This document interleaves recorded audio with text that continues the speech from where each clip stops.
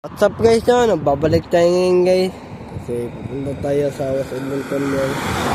At lalagyan natin yung air card natin guys, no?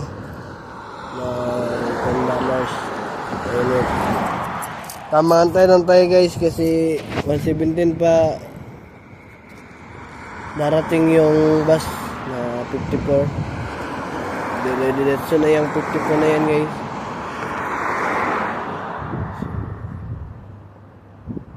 Ayan guys, no. Mainit ngayon guys. Mahangin pa rin. Saka na ako tanggal ng jacket kapag mainit at wala ng hangin guys. Kaya guys sa Pilipinas guys, no, para maitim ako guys. Gusto ko na kasi maitim guys, no. Maputi ako guys, no. Ayaw ko nang maitim guys. Ayaw ko nang maputi guys. Gusto ko maitim. Baliktad pala guys. Anyways, no. So ayan guys, mga tao talagang ganyan guys, no, na ayaw kang sumikat kasi ayaw nilang malamangan guys. Clear na yun guys. Wala talaga guys. Ano na guys. Yan kasi yung problema ng mga tao guys, no. Ayaw nilang malamangan.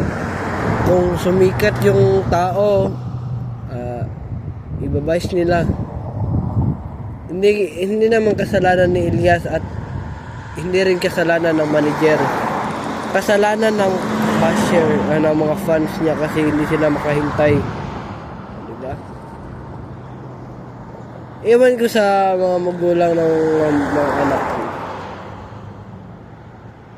Hindi daw maganda yung dance move ni Elias. Kasi matututunan daw ng mga bata. Mali yan. Okay lang naman yung dance move ni Elias eh. Ang problema kasi ng mga tao, bastos yung pag-iisip nila, dirty minded kasi sila. Porket anong dance move ni Elias,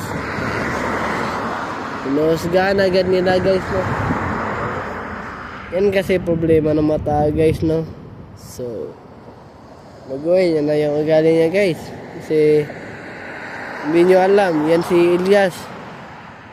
Nasasaktan na pala siya sa nasabi ng mga fans niya.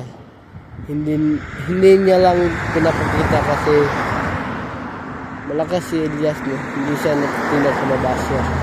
So tinatawanan lang niya yung mga basher niya. So may nagsasabi na magnanaka daw si Elias. Pag-inggit, pikit, diba? Yung mga tao talaga ganyan guys, no?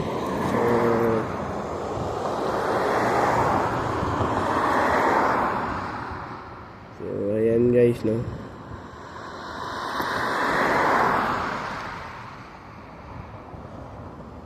So sana guys